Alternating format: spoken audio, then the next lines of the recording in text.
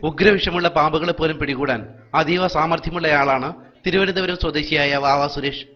കല്ലമ്പലത്ത് വെട്ടിമൺകോണത്തുള്ള പുരയിടത്തിലെ മാളത്തിൽ ഒളിഞ്ഞിരുന്ന മൂർഖൻ പാമ്പിനെ പിടികൂടാനാണ് രാവിലെയോടെ വാവ സുരേഷ് എത്തിയത്.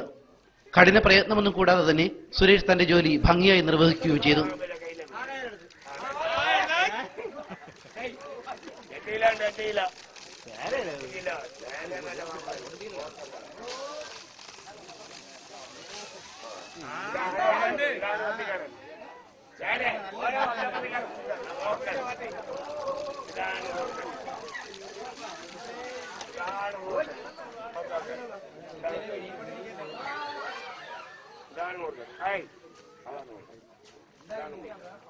പിടികൂടിയ മൂർഖൻ പാമ്പിനെ നാട്ടുകാരുടെ മുന്നിൽ പ്രദർശിപ്പിച്ചു സുരേഷ്. ഇതിനിടയിലാണ് അപ്രതീക്ഷിതമായി പാമ്പ് സുരേഷിന്റെ കയ്യിലേക്ക് ആഞ്ഞുകൊത്തിയത്. സുരേഷിന്റെ കയ്യിൽ പാമ്പ് കൊത്തിയതോടെ പാമ്പ് കയ്യിൽ നിന്നും വഴുതി താഴേക്ക് ചാടി രക്ഷപ്പെടാൻ ശ്രമിച്ചു. കാഴ്ചകൾ കൗതുകപൂർവ്വം കണ്ടുനിന്ന നാട്ടുകാരും ഇതോടെ പരിഭ്രാന്തരായി.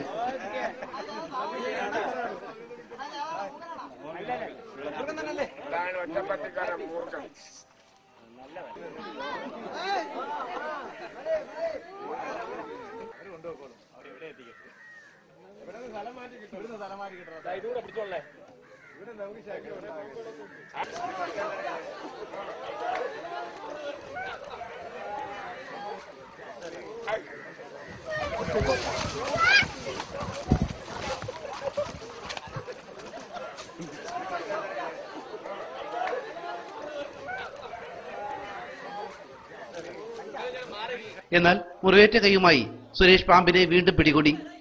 പാമ്പിന്റെ കടിയേറ്റ് സുരേഷ് പിന്നീട് തീരെ അവശനായി.